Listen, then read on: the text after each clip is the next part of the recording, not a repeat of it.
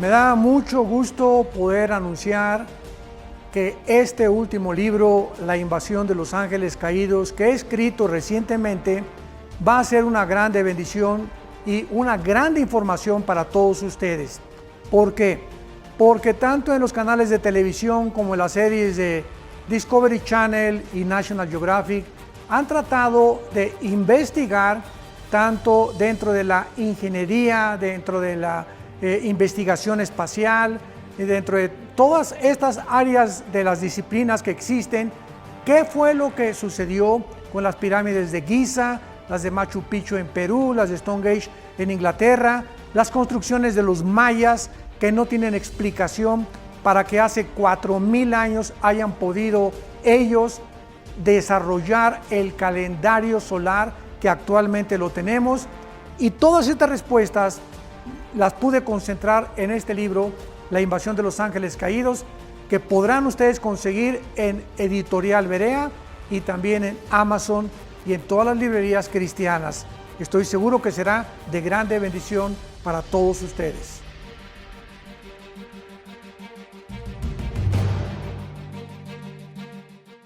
El doctor Armando Alducin presenta Tomo 3 del Antiguo Testamento. Sigue adelante en el estudio bíblico de la historia del pueblo de Israel a través de 77 audioconferencias del doctor Armando Alducin. Escucha la palabra desde donde estés. Adquiere nuestra USB a un precio especial. Profundiza en los libros de Josué, Jueces, Primera y Segunda de Samuel y escucha temas como la tierra prometida, apostasía, el arca del pacto, los primeros reyes, el pecado y el perdón. 77 audioconferencias del doctor Armando Alducin a un precio especial.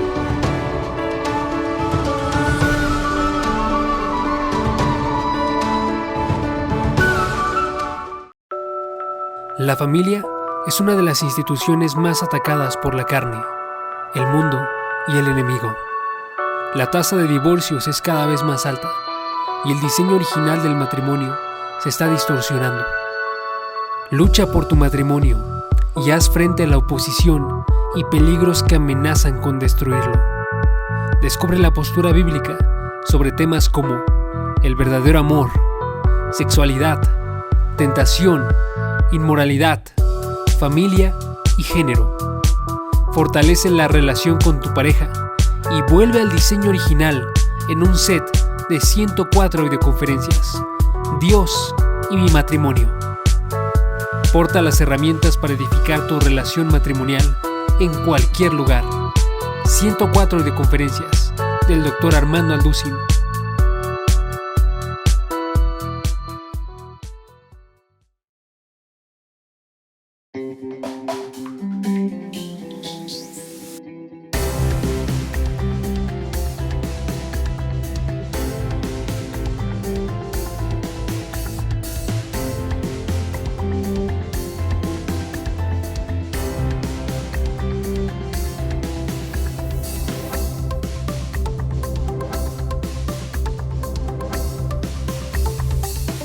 Porque el tema que voy a desarrollar en esta mañana se titula El nuevo cuerpo resucitado. ¿A quién de ustedes no le gustaría saber cómo vamos a resucitar? ¿Me parecería a Rambo? ¿O a Madonna? ¿Tendremos 25 años cuando resucitemos o 30? ¿Por qué Cristo murió a los 33 años? ¿Nunca se han preguntado eso? Les voy a hacer una pregunta un poquito más profunda.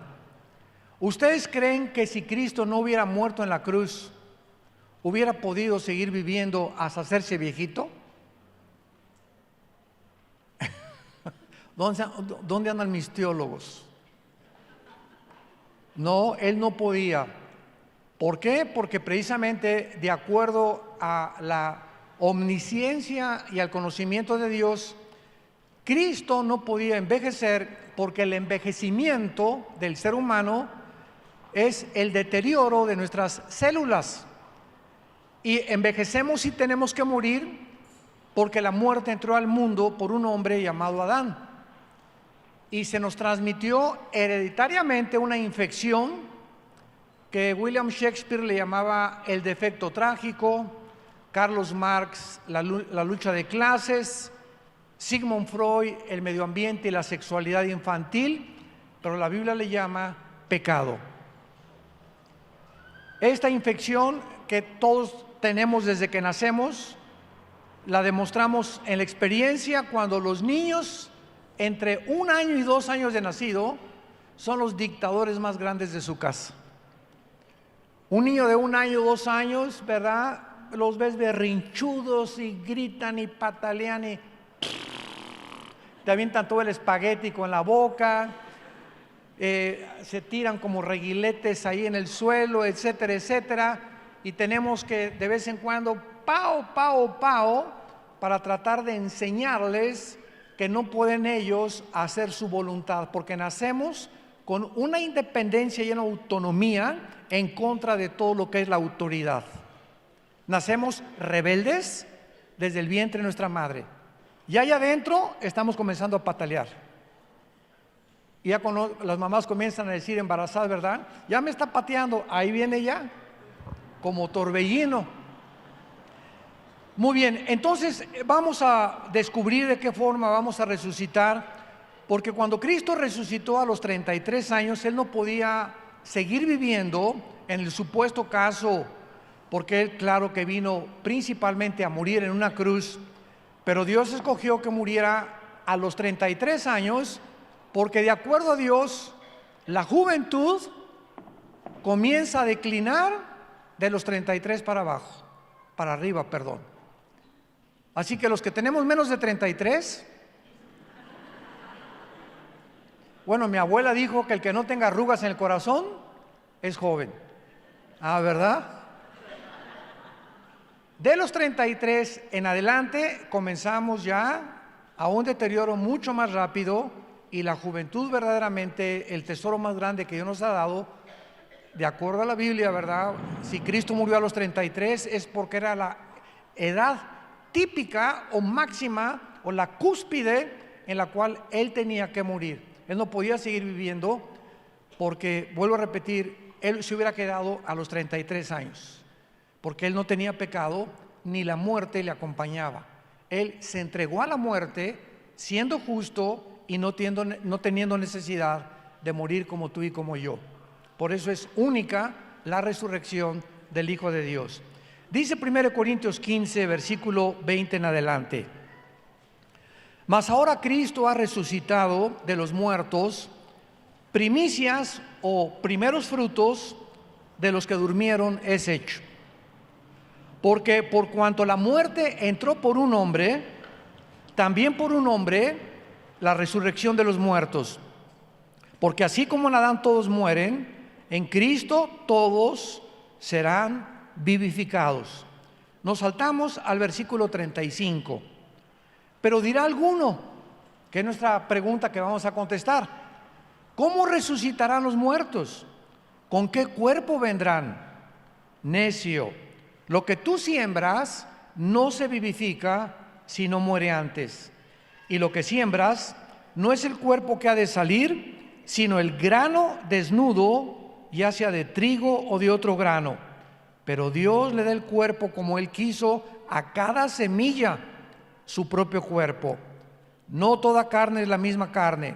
Una carne es la de los hombres, otra la de los animales o de las bestias, otra la de los peces y otra la de las aves.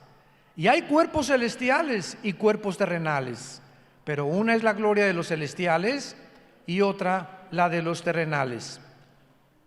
La Biblia es el único libro de los millones de volúmenes que existen en todas las librerías del mundo, el único libro que nos puede verdaderamente revelar 3 preguntas que ni la ciencia, ni los filósofos, ningún historiador, ningún antropólogo, ningún escritor han podido contestar. Número 1, ¿de dónde venimos? El ser humano, para poder descubrir de una forma científica o poder afirmar de dónde venimos, necesita ser científico, porque para que sea científico tiene que ser demostrable. Se tiene que probar. Si un científico no puede demostrar la observación, porque la ciencia trata con observar los fenómenos, tomar nota y comenzar, ¿verdad?, una bitácora a escribir y después probarlo con tubos de ensayo o con diferentes experimentos. Entonces, como es imposible que nadie pueda retroceder al pasado y decir cómo comenzó el universo y cómo comenzó el ser humano, muchos pseudocientíficos también inventan y se llaman teorías, hipótesis, especulaciones o filosofías. Entonces, pues se inventó la famosa teoría del Big Bang. No sé cuántos de ustedes la han oído, la gran explosión. Y entonces nos enseñan en la escuela. El universo comenzó con una explosión, ¡pum! Pero cuando se descubrió la primera y la segunda ley de la termodinámica, que demuestran y postulan la primera ley, que nada se crea ni se destruye, solo se transforma, la energía es irreversible en el sentido de poder ser destruida, y la segunda ley de la termodinámica nos enseña que todo está sufriendo un proceso de descomposición, oxidación, deterioro, todo se echa a perder.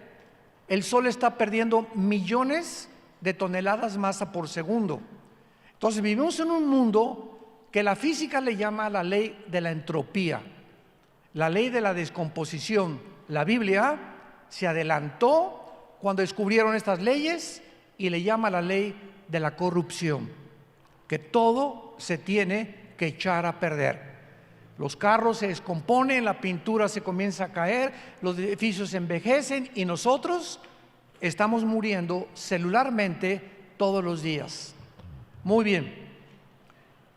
Desde esta perspectiva nos damos cuenta que entonces el universo, ya con las leyes que se han descubierto, es imposible que del desorden se produzca el orden.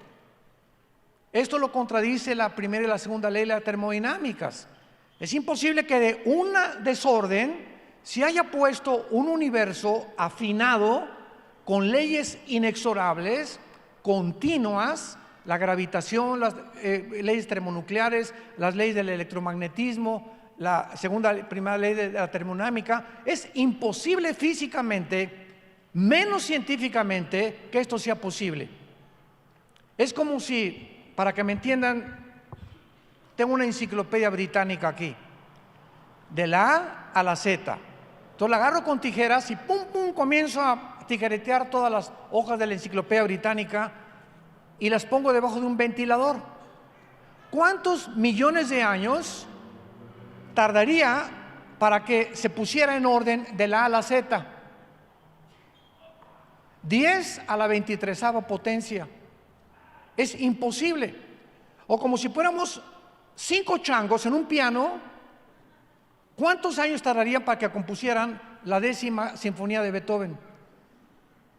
¿Me van entendiendo? O como si vas por la playa y te encuentras, vamos a bajarle 3 rayitas, un motor de un Volkswagen.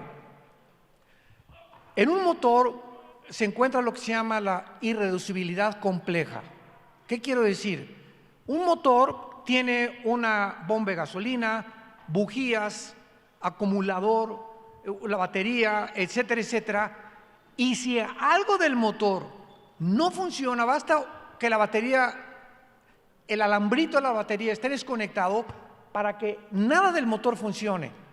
Para que funcione, todo tiene que estar perfectamente bien unificado y tiene que estar completamente combinado y afinado para que tu carro arranque.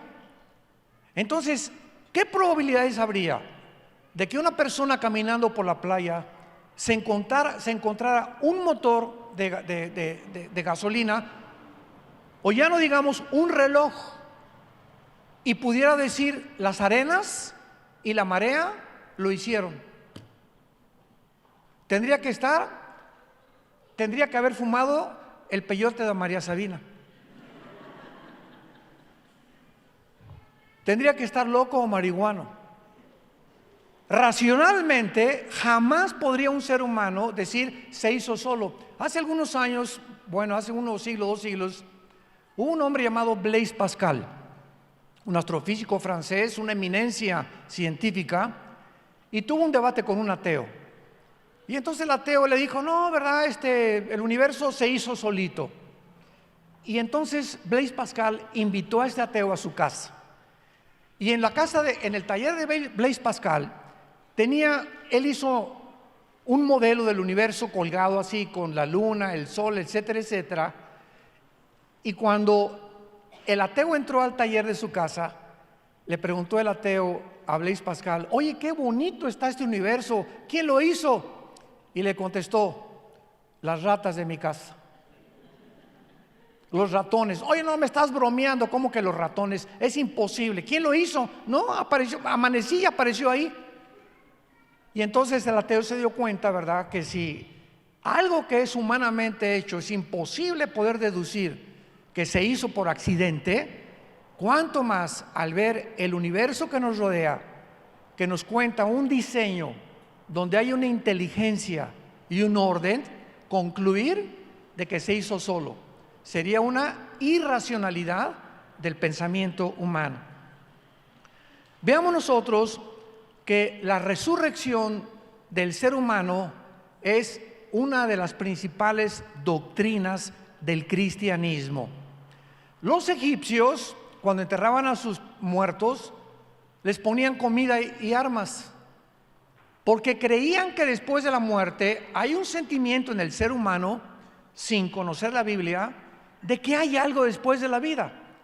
Y lo vemos a través de los sumerios, de las civilizaciones más antiguas.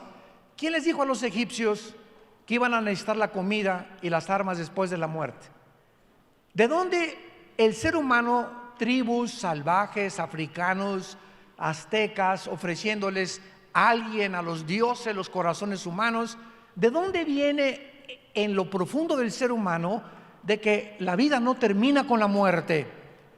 Los hindúes enseñan que vamos a reencarnar, que si tú mueres y fuiste una buena persona, tu karma, como le llaman ellos, vas a evolucionar en una rata, o en una vaca, o en un toro, o en algún animal.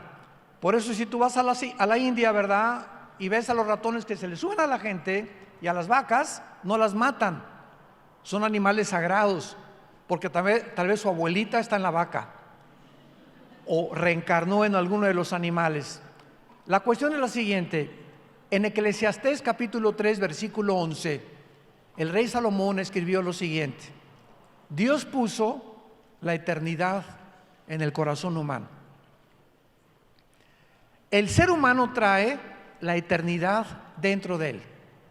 Los griegos, el dios Zeus, el dios Neptuno del mar, todas las civilizaciones, todas las tribus, a través de la sociología encontramos que el ser humano ha creído en algo o en alguien después de la vida, sin saber realmente cómo, quién, a dónde, al purgatorio o a un limbo o a regresar a los animales.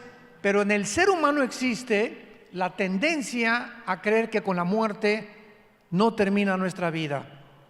Entonces Dios, el Dios vivo y verdadero, el autor de la Biblia, bajó al mundo hace 2000 años en la persona de su Hijo Jesucristo, para caminar entre nosotros durante 3 años y medio y para comenzar a anunciarles a sus discípulos: yo soy la resurrección y la vida. El que crea en mí no morirá eternamente.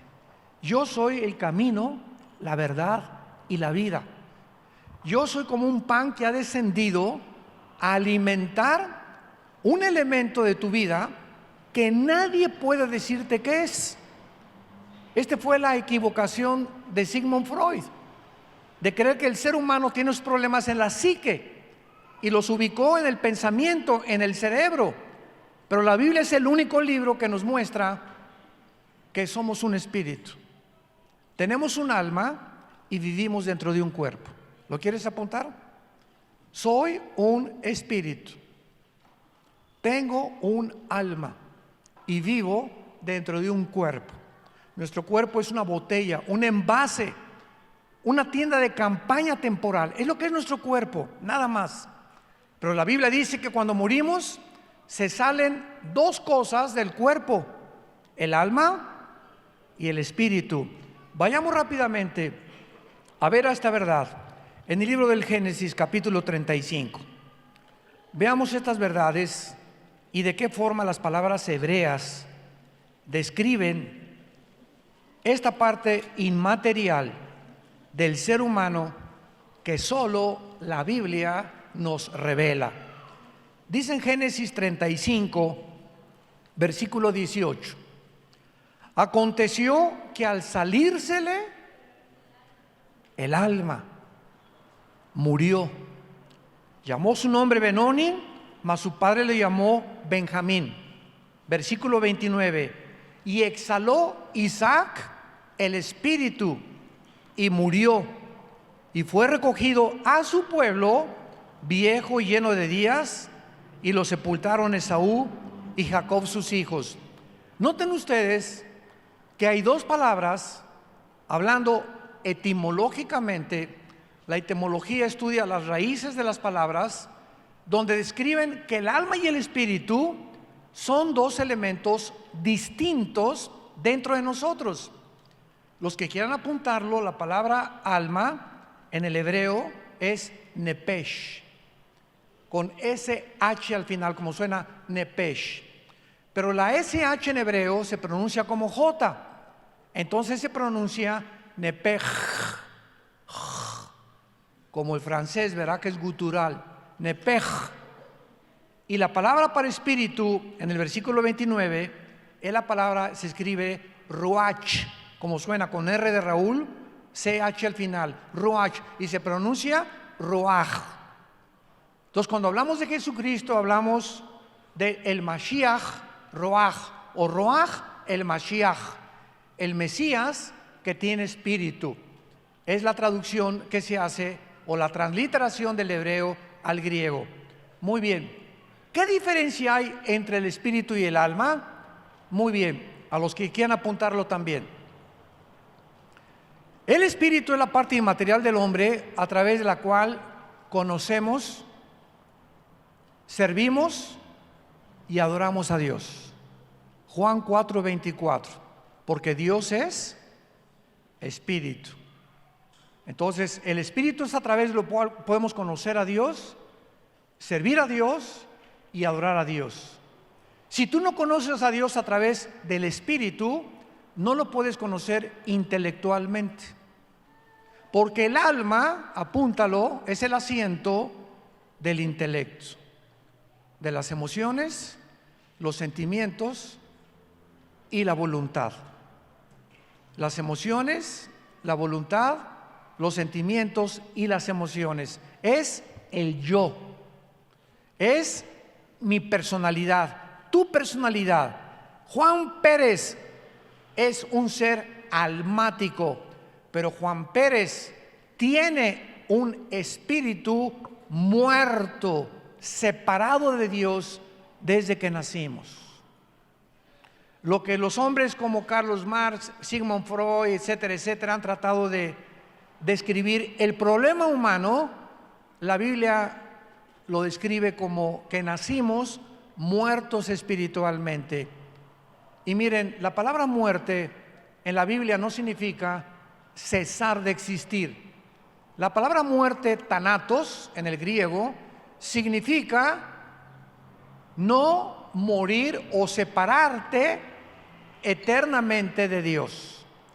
Entonces, cuando tú mueres, te separas de tu cuerpo, lo entierran, o se lo tragó un tiburón, o moriste en un terremoto y te hicieron polvo, o acabaste quemado como a los cristianos del primer siglo, los quemaban y le hacían teas ardientes de sus cuerpos, se convertían en ceniza, pero su alma y su espíritu salía. Ahí el cuerpo se quedaba quemado como fuera, pero el alma y el espíritu se van hacia Dios cuando nacemos. Y este estudio se trata, que voy a desarrollar, de ese nuevo cuerpo que Dios nos va a dar, cómo va a ser, a quién te vas a parecer, y las características de nuestro cuerpo resucitado van a ser exactamente con las mismas características del cuerpo resucitado de Jesucristo. Vayamos ahora a Filipenses capítulo 3, versículo 21. Esto es extraordinario, esperanzador, maravilloso. ¿Cuántos secretos tiene la Biblia? Filipenses 3, versículo 20 y 21. Mas nuestra ciudadanía está en los cielos, de donde también esperamos al Salvador, al Señor Jesucristo, el cual transformará, y esta palabra es la palabra griega metamorfeo. De ahí viene la palabra metamorfosis, que es el cambio que sufre un gusano cuando se convierte en mariposa. ¿Han visto ustedes ese cambio? ¿No lo han visto algún día? Y un día de niño, creo que tenía como 11 o 12 años de edad, teníamos mucho jardín ahí en la casa de ustedes, y vi, claro, me corrió mi hermana y me dice, oye, ven a ver esto inmediatamente. Y vimos cómo comenzó a romperse el cocuyo, como se le llame, y de repente ese cuerpo, ¿verdad?, que no tenía absolutamente nada, de ahí salió una mariposa con alas, ¿verdad?, libre del cuerpo que dejó pegado en el árbol. Y vamos a ver cómo todos estos ejemplos de la naturaleza, lo vamos a ver con las semillas, es lo que nos ilustran la forma como vamos a resucitar. Dice Pablo que se va a transformar nuestro cuerpo de nuestra humillación. ¿Qué dice a continuación? Para que sea semejante, para que nuestro cuerpo resucitado sea igual. ¿Igual a qué? Al cuerpo de la gloria suya. Cuando Cristo murió estaba hecho pedazos. Era un guiñapo humano. El látigo romano, que tenía como 2 o 3 metros, tenía puntas de hueso y puntas de plomo. Y se enrollaba en las víctimas el látigo romano, y cuando los soldados jalaban el látigo, comenzaban a desprender el tejido subcutáneo del pecho y de la espalda de las víctimas. Entonces, cuando Cristo le dieron 39 latigazos y lo acabaron de flagelar, Cristo tenía ensangrentado completamente todo el frente, ensangrentado completamente todo atrás, y después le echan el patíbulo, que es el palo central de la cruz, donde tuvo que cargarlo y ayudarlo un hombre llamado Simón de Cirene, y al llegar a la cruz, le ponen con la sangre que traía atrás un saco, una capa de color púrpura, la cual se le pegó completamente con la sangre al pellejo y a su piel, y cuando se la quitan, se vuelve a arrastrar todo lo que se le pegó de la piel a Jesucristo, y cuando lo acuestan en la cruz, imagínense el contacto de los tejidos subcutáneos sin piel con la madera aquí, y lo levantan y los clavos lo jalan y se vuelve otra vez a jalar su cuerpo con la espalda, y los sufrimientos de Cristo fueron completamente, que no siquiera se pueden describir ni poder realmente conocer a fondo de lo que sufrió Él por tus pecados y por mis pecados. Entonces, cuando lo bajan de la cruz a Cristo, dice la Biblia en Isaías 52 que tenía un rostro desfigurado. Cualquiera que se hubiera acercado a la cruz y lo hubiera visto, no lo reconocería. Tenía la cara hecha pedazos de tantos puñetazos de los soldados romanos, las cejas rotas, la corona de espinas que se le encajaron y le atravesó el cráneo, la nariz, bueno, por todos lados. Y ese cuerpo se quedó en la tumba cuando fue enterrado. Y cuando Cristo sale de la tumba, ¿cómo sale? Vamos a ver las características que Cristo tenía cuando Él resucitó. Número 1, cuando Juan en el capítulo 19 de su evangelio escribe que al mirar la cruz vio una mezcla de agua con sangre. Así escribió Juan en su evangelio: vi una gota mezclada de agua con sangre. La cardiología moderna del siglo XX puede explicarnos que cuando se mezcla la sangre con el agua es por causa de la rotura del pericardio. Lo explicamos el viernes, que es la capa que cubre el corazón. Entonces, cuando el soldado le atravesó el pulmón derecho a Cristo, Cristo ya estaba muerto en la cruz, porque vamos a ver en la siguiente conferencia las evidencias de la resurrección, porque han inventado de que lo bajaron vivo, que lo enterraron en un estado cataléptico. Bueno, tantas tonterías, ¿verdad?, que han inventado para poder contradecir que Jesucristo volvió a vivir. Entonces Cristo murió realmente, completamente murió, científicamente demostrado hace 2000 años, cuando la sangre y el agua se mezclaron y fue lo único que le salió del costado que escribió Juan que tenía. Entonces, cuando Cristo resucita, resucita con ciertas características que son muy interesantes. Número 1, el nuevo cuerpo de Cristo ya no tenía sangre. Número 1. La Biblia nos revela que la vida de la carne, tu vida y mi vida, y también se acaba de descubrir hace pocos siglos, está en la sangre. Hace como 2 o 3 siglos, cuando había enfermos, los reyes y los soldados les ponían tapones en la espalda, imagínense nada más, para sacarle sangre, para succionarle la sangre, o sea, les aceleraban la muerte, creyendo que quitándoles más sangre iban a vivir más tiempo. Y cuando se descubre, ¿verdad?, que es la sangre lo que le da vida al cuerpo y que el torrente sanguíneo corre a través de una tubería que se llaman arterias y venas desde la punta de mi cabeza hasta la punta de mis pies. Los casi 225 gramos de azúcar que tienen los refrescos entran a tu sistema sanguíneo. Cuando tomas agua de limón, entran a tu sistema sanguíneo. Cuando tomas una copa de vino, entran a tu sistema sanguíneo.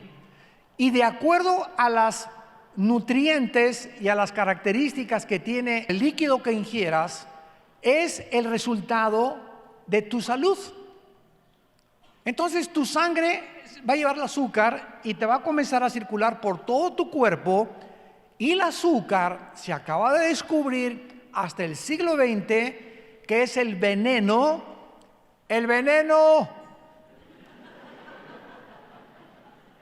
más grande de la salud y del cuerpo humano, porque destruye el sistema de defensas que se conoce como el sistema inmunológico. Entonces, cuando comienzas a tener mucho azúcar, muchas veces ese azúcar se va también a los riñones. Y entonces encuentras en la iglesia, ay hermano, me duermo cuando estoy en la iglesia y me da flojera leer la Biblia y no la entiendo y me he sentido muy cansado. Y estamos hablando de personas de 30, 40, 50 años de edad, no de viejitos de 90. ¿De dónde viene esa falta de energía? La mayor parte de las veces estás intoxicado, estás intoxicada. Refrescos, pan dulce, cochinadas, papitas, y todas las tiendas tienen disque bebidas, ¿cómo les llaman? Energetizantes. El diablo es un tramposo. Cristo le llamó al diablo el padre de las mentiras. Y todo está inundado en el mercado porque todo el propósito de él es debilitarnos físicamente.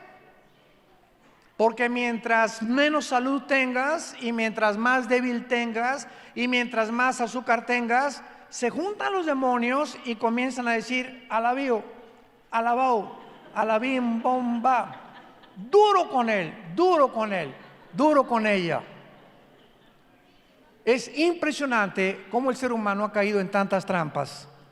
Estamos rodeados de comida barata, de comida, ¿verdad?, que nos ha hecho lo que ha hecho, y ahorita se conoce a la República Mexicana con el número de diabéticos más grandes de Latinoamérica.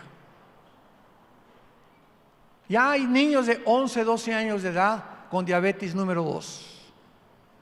Pero vean más a los niños, dulces. Es increíble que un niño vaya al dentista y el dentista le dé dulces. Jesús, María y José y el burrito que los acompaña. Háganme el favor nada más, ¿no? Es el que nos cuida los dientes. Y ahí tienen a la salida los dentistas, paletitas de dulce, ¿no? Es el colmo, ¿verdad? Cabezas de aguacate que tienen. Bueno, entonces, número 1, el cuerpo resucitado no va a tener sangre. La pregunta es, en segundo lugar, vamos a seguir comiendo. Vamos a Lucas capítulo 24, número 2. Cuando Cristo resucitó, siguió comiendo. Y lo más asombroso y más interesante es que no comió maná o comida de los ángeles, comió pescado guachinango al mojo de ajo. Bueno, estoy exagerando. No sé si tenía mojo de ajo, pero comió pez, pescado y miel, alimentos que alimentan el cuerpo humano tuyo y mío. Dice Lucas 24 que cuando se les apareció a los discípulos en Emaús, versículo 36, Lucas 24, 36, mientras ellos aún hablaban de estas cosas, Jesús se puso en medio de ellos y les dijo: Shalom. Shalom, que la palabra hebrea que significa paz. ¿Saben lo que significa shalom? Claro, paz. Pero cada palabra hebrea tiene 6 u 8 significados.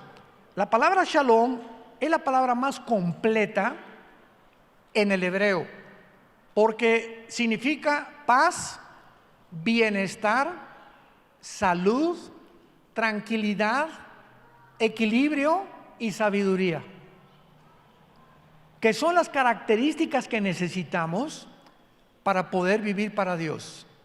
Yo no puedo vivir para Dios como una pepita en comal. Venía a la iglesia, a la Biblia. Pásame una de tequila. Pásame mis chochos. Y levantarme a las 12:30 de la noche como león enjaulado, lo que le llaman el estrés, que es el ataque más tremendo a la salud, el estrés. Porque ya sabemos lo que es la enfermedad psicosomática, que tu estado mental afecta a tu sistema cardiovascular, cardiopulmonar, etcétera, etcétera. Todo lo que tienes aquí en la mente, lo que tenemos, afecta nuestro cuerpo. Y hace 2000 años, Cristo dice: Shalom, la paz sea con ustedes. O sea, mantengan este estado mental de tranquilidad. Sereno moreno. Tranquilos, calmados, que pase una tormenta, no te va a llegar. Mi hijo se fue, mira, ay hermano, mi hijo se fue, mire doña Chole, déjame decirle algo. No venga usted, pastor, porque usted está en incredulidad total. Ya al venir y comenzar a tener esa actitud de desesperación, parece que le están ahogando a doña Chole. Su hijo, con el estado en que usted está, no lo va a hacer regresar. Es más, si el día que regrese su hijo, a usted le internamos en el psiquiátrico. Nuestro estado no va a cambiar las circunstancias. Síganme con mucho cuidado. Nuestro estado mental no va a cambiar a nuestros hijos, ni nuestro matrimonio, ni las circunstancias, echando toda nuestra ansiedad sobre Él, porque Él tiene cuidado de nosotros. Y la paz de Dios, que sobrepasa todo entendimiento, guardará vuestros pensamientos y vuestro corazón en Cristo Jesús. Es la paz el estado perfecto de la mente humana. Un cristiano que mantiene la paz el mayor número de sus días es un cristiano feliz, contento, saludable, tranquilo, es con la esperanza por dentro. Los problemas, que se cayó el dólar, se cayó el petróleo, el Popocatépetl está eruptando, ya comenzó la guerra en Venezuela. No importa lo que nos rodee en el mundo, el hecho que yo me exalte, que me quite el sueño, que me quite la paz y que me convierta en un energúmeno amargado o con rencor, no va a cambiar las circunstancias, porque las circunstancias están en manos de Dios. Hace algún tiempo había un rey en la India que hizo un concurso para que la gente pudiera pintar un cuadro que describiera la paz. Y él iba a dar quién sabe cuántas piezas de oro al que ganara el concurso. Entonces vino un pintor y pintó un pasaje precioso oaxaqueño. Y ahí estaba, ¿verdad?, los magueyes, estaba todo el sol al fondo, el cielo, y le pusieron ahí una palomita de calificación. Vino otro, unos jardines hermosos, etcétera, etcétera, que también reflejaban mucha paz, y tampoco le gustó al rey. Y el cuadro que ganó el premio era un pajarito junto a una cascada dormido. Y esa es la paz, estar junto a nuestros problemas y cayendo y temblando el mundo a nuestro alrededor, y nosotros no perturbarnos interiormente. A ese cuadro le dieron el primer lugar. Esa es la paz. Vivir en un mundo confuso como el que estamos viviendo, incierto, rumores de guerras, problemas, climatología loca, pero nosotros en lo interior tenemos tranquilidad, porque Jehová es mi pastor y nada me faltará. Si tú no tienes esa vida, tu cristianismo es pura religiosidad. Si tú no has llegado a comenzar ya a vivir de esa manera, tu cristianismo es inmaduro. No has llegado a crecer y a madurar en la vida cristiana. Entonces, ¿cómo será el organismo interno para que podamos nosotros seguir comiendo y poder entender que sin sangre ahora vamos a funcionar? Bueno, vamos a ver la respuesta en 1 Corintios 15, en nuestro pasaje, y vamos a ver las maravillas de Dios en su diseño y en su creación de los diferentes cuerpos que Él ha formado y creado. En el versículo 35 le preguntaron a Pablo: ¿cómo resucitarán los muertos? ¿Con qué cuerpo vendrán? Pablo apela a la horticultura. Hasta la persona más ignorante, los rancheros indígenas, saben perfectamente bien que si yo siembro una semilla de uva, no va a nacer plátanos, ni manzanas, ni papayas. Ellos no saben por qué, pero saben que al sembrar eso, esa semilla se entierra con un cuerpo, así redondita la semilla, y potencialmente esa semilla, potencialmente encierra un árbol. Un árbol tuvo su origen en una semilla.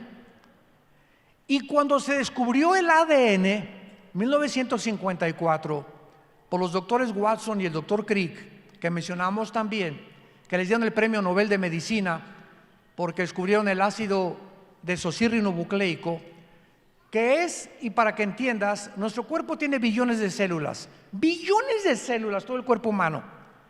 En cada célula hay un software.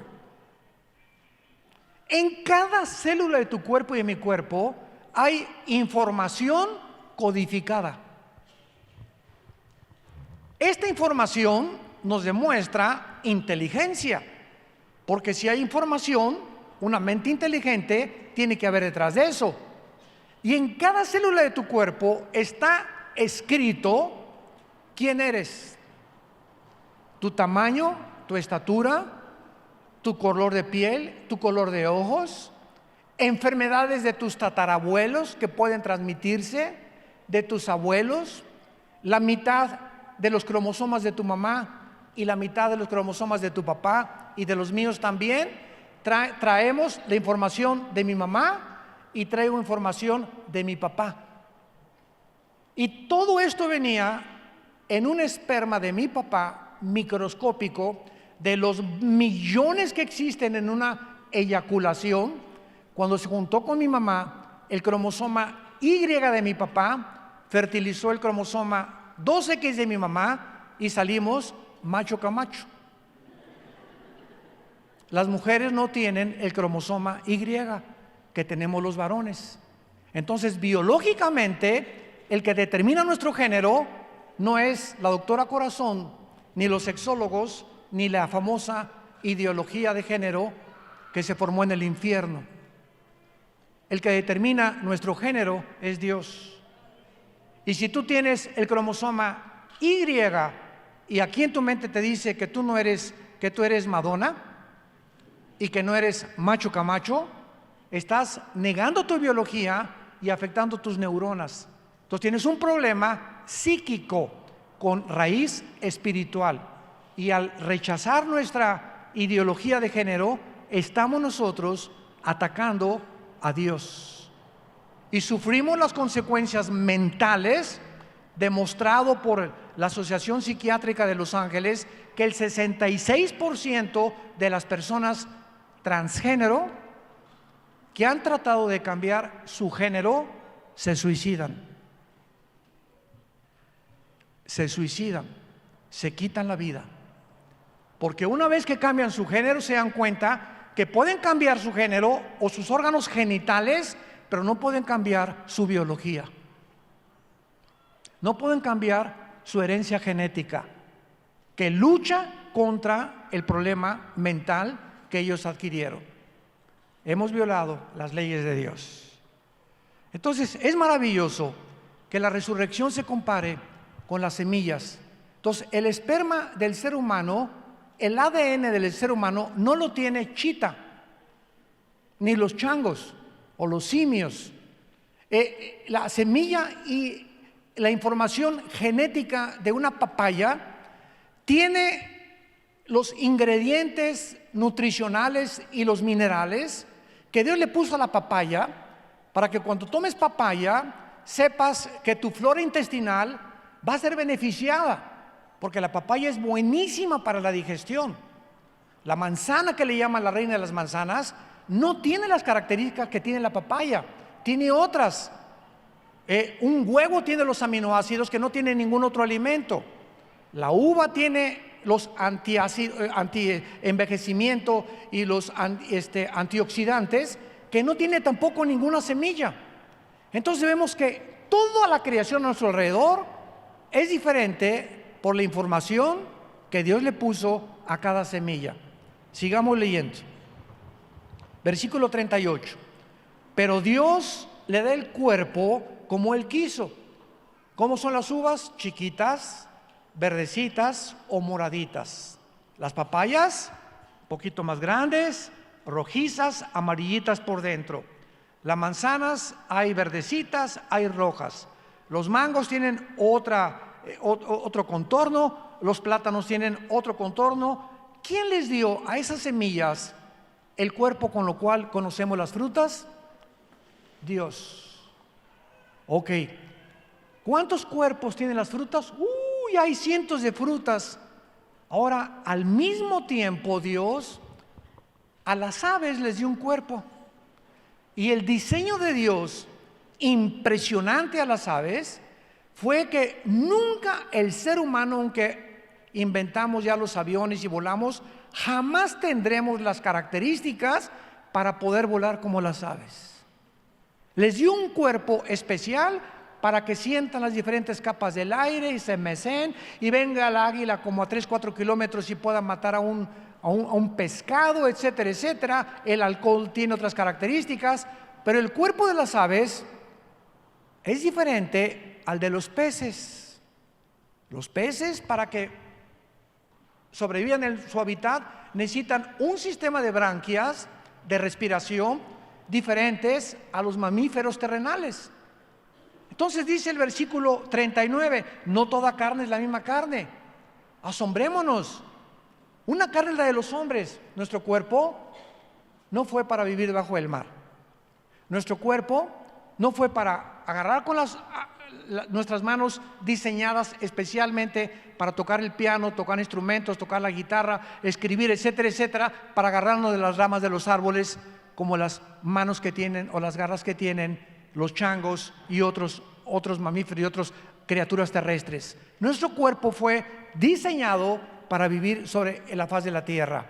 Nuestro cuerpo no fue diseñado para vivir en la luna. ¿Ya saben de las nuevas lunas de miel a la luna? Por el amor de Dios. ¿De cuál fumaron?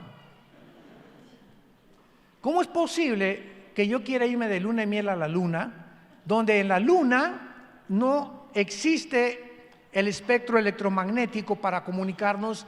Necesito una escafandra. ¿Cómo voy a besar a mi esposa? Le voy a mandar los besos así nada más, ¿no? ¿Cómo es posible que lo pueda comparar con mi luna de miel en Cancún, por el amor de Dios? O en Acapulco, en Puerto Vallarta, ¿no? Pero así estamos de locos. Hay un ruso que pagó millones de dólares por ser el primero en irse para allá. Pues ahí nos vemos, mundo cruel, después te veremos. Pero es impresionante que Hechos 17, Pablo dijo que Dios nos hizo para habitar sobre la faz de la tierra, y antes que Alberto Einstein descubriera a través de la teoría de la relatividad que es imposible que el hombre conquiste el espacio, a lo mucho llegaremos a la luna y mandaremos ahí pininos a Marte, pero es imposible que el ser humano, como la guerra de las galaxias y las naves espaciales, por dos situaciones. Una, la velocidad de la luz, 300,000 kilómetros por segundo. Por más que desarrollemos una nave que vaya a la velocidad de la luz, se desintegraría, en segundo lugar, por la velocidad de la luz, y en segundo lugar, por el tiempo. El tiempo en el espacio no pasa igual que el tiempo aquí en la tierra. Si tu novia o tu esposa o tu esposo te dice: mi amor, soy astronauta, me voy a Marte, nos vemos en 5 años, cuando regrese tu esposo a los 5 años, tú vas a tener 60 y él 50. Te va a decir: bye. ¿Por qué? Porque se envejece más rápido aquí en la tierra que en el espacio. Determinando la distancia del planeta con el Sol, es como se termina. La Tierra gira sobre 24 horas alrededor del Sol, la Luna tiene su circunferencia, su órbita orbital, Marte tiene otra mucho más lento, Plutón tarda como 10 años en darle una vuelta completamente, y de acuerdo a cómo nos vamos alejando, descubrimos que no fuimos hechos ni diseñados más que para vivir en este maravilloso, precioso planeta que se llama la Tierra, con bosques, lagos, ríos, frutos, paisajes, puestas del sol que el hombre ha convertido en un basurero. Entonces, cuando nosotros resucitemos, vamos a tener, versículo 40, hay cuerpos celestiales. La Biblia dice que los ángeles tienen cuerpos como los nuestros.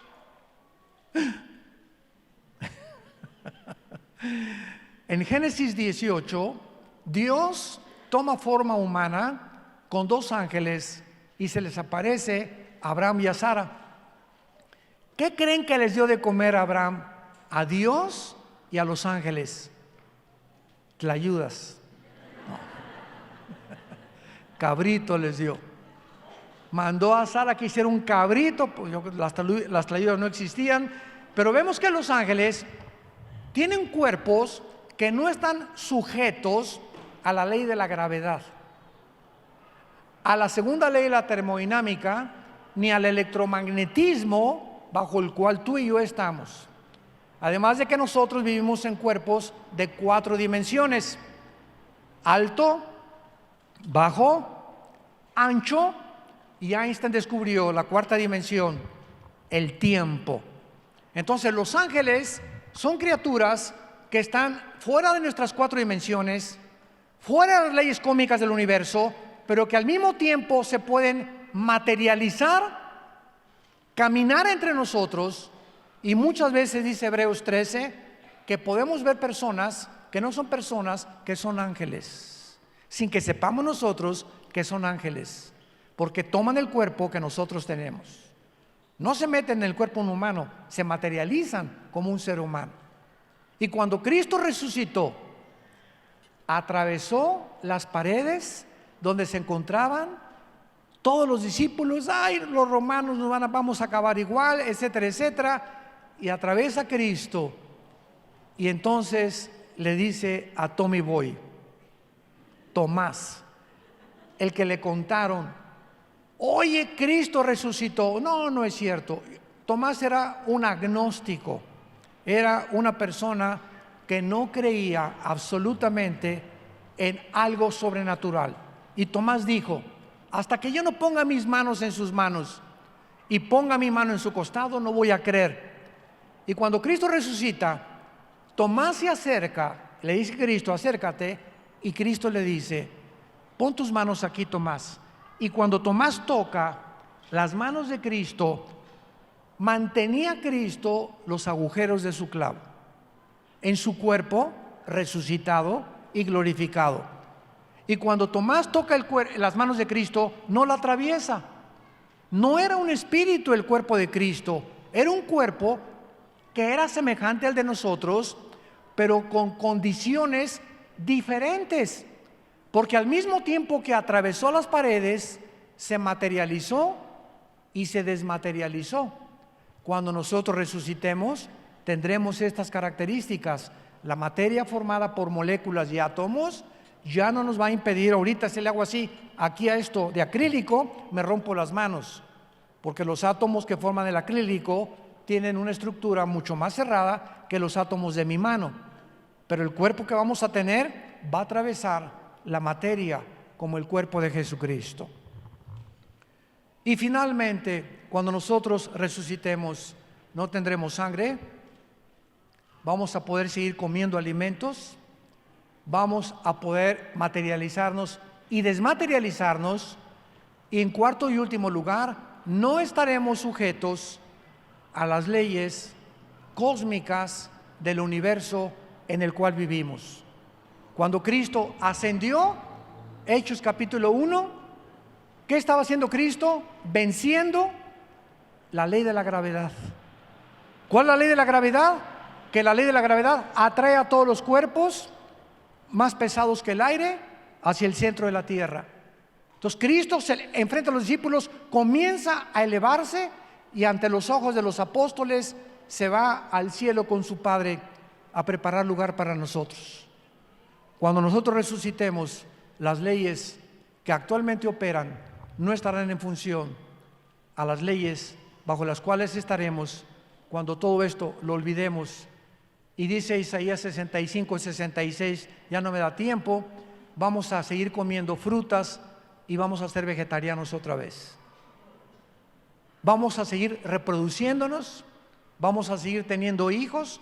Isaías 65, ya no habrá maldición para parir de las mujeres, y nadie habrá con envidias que te quieren robar, ni mucho menos. Durante 1000 años, el milenio, viviremos aquí en este planeta, restaurada la ecología con Jesús, que serán nuestras vacaciones.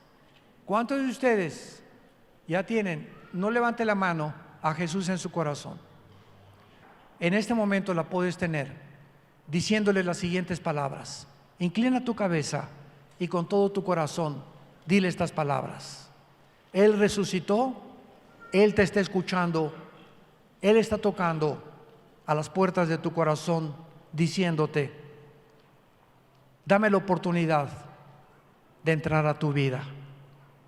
¿Qué pierdes? ¿Has arriesgado muchas cosas? Esto es la maravilla más grande que puedas enfrentar. Ábreme tu vida y entraré a ti, y mi Padre y yo cenaremos contigo y tendremos comunión contigo. Solo dile, Señor mío y Dios mío, te pido perdón por mis pecados.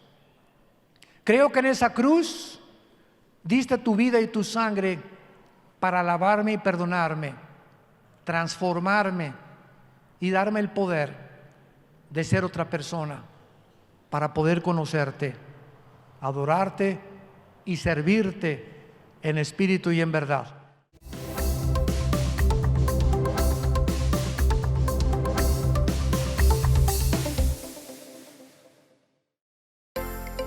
Vida Nueva para el Mundo se sostiene y propaga el mensaje de salvación de Jesucristo gracias a Dios y a tus donativos. Llevemos juntos el Evangelio de Jesucristo al mundo entero. Realizamos eventos, seminarios, congresos y diferentes programas para dar a conocer el mensaje de salvación y el poder de nuestro Señor, transformando y edificando vidas de mujeres, hombres, niños alrededor del mundo. ¿Qué pasa cuando decides hacer tu donativo? Aunque no puedas llevar la palabra personalmente a todo el mundo, de esta forma lo estás haciendo. Con tus donativos o aportaciones, estás sembrando y formando parte de lo que Dios está haciendo en su obra. Estás ayudando a traer luz a la oscuridad, paz al conflicto y esperanza a los que no tienen ninguna. Dona desde México.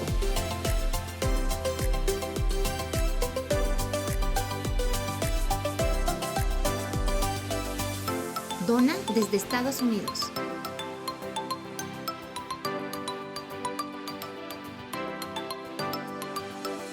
Para el resto de donaciones de otras partes del mundo, www.vidanuevaparelmundo.org.mx/dona.